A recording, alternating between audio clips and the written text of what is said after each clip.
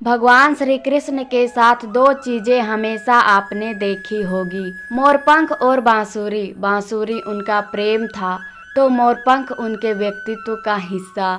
आज हम जानेंगे कान्हा के मोरपंख रखने का रहस्य। वीडियो शुरू करने से पहले अगर आप इस चैनल पर नए हो तो प्लीज़ सब्सक्राइब कर देना और वीडियो अच्छी लगे तो लाइक कर देना।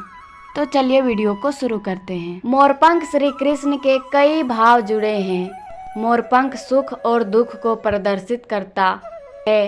राधा के प्रेम और काल सर्प से भी संबंध जुड़ा है।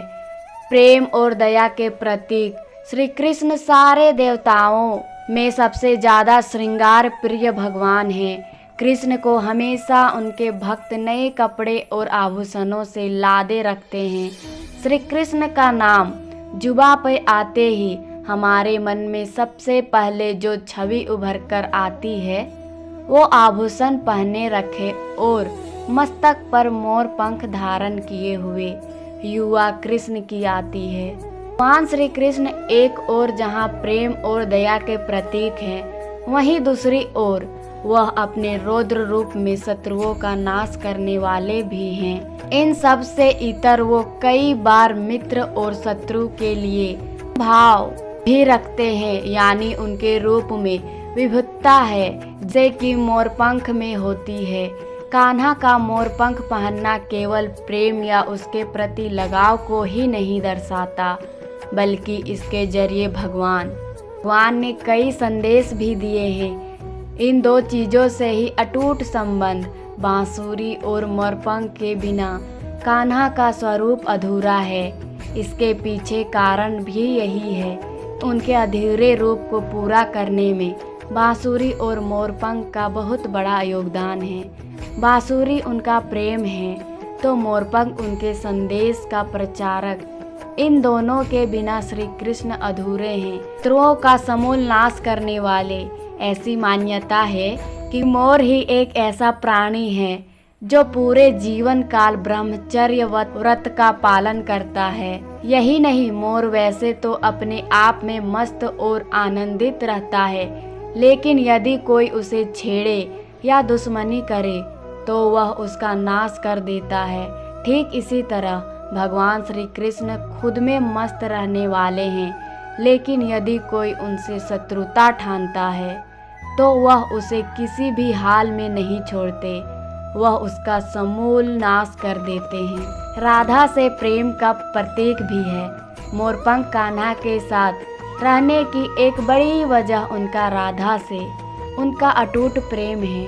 राधा के महल में ढेर सारी मोर थे और जब एक बार श्री कृष्ण की बांसुरी पर राधा नाचने लगी तो मोर भी मंद मस्त होकर नाचने लगे और एक मोर का पंख नाचते हुए नीचे गिर गया। तब श्री कृष्ण भगवान ने इस पंख को उठाकर अपने माथे पर सजा लिया। मोरपंख को उन्होंने राधा के प्रेम के प्रतीक के रूप में माना। शत्रु को भी दिया विशेष स्थान। कान्हा के भाई थे बलराम, जो कि शेषनाग के अवतार थे। मोर और नाग एक दूसरे के दुश्मन होते हैं, लेकिन श्री कृष्ण जी के माथे पर लगा मोर पंख यह संदेश देता है कि वह शत्रु को भी विशेष स्थान देते हैं। मोर पंख को माथे पर लगाकर उन्होंने यह बताया कि मित्र और शत्रु के लिए उनके मन में संभाव है। सुख और दुख का प्रतीक। जिस तरह की जीवन में सुख और दुख के कई रंग होते हैं, वैसे ही मोर पंख भी कई रंगों में होता है। ये मोर पंख बताता है कि जीवन के रंग को जैसा हम देखते हैं वैसा ही दिखता है, यानी दुखी मन से हर रंग बेरंग लगता है, लेकिन मन प्रसन्न हो तो हर रंग चटक नजर आता है। इसीलिए अपने नजरिए को बदलकर खुशी पाई जा सकती है। काल सर्प का योग भी था कारण, क्योंकि मोर और सर्प एक दूसरे के दुश्मन होते हैं। इसीलिए काल सर्प योग में मोर पंख को साथ रखना चाहिए। श्री कृष्ण पर भी काल सर्प योग था, इसीलिए वह मोर पंख को सदा साथ रखते थे। इसीलिए जिस जातक को ऐसा योग हो उसे मोरपंख साथ जरूर रखना चाहिए।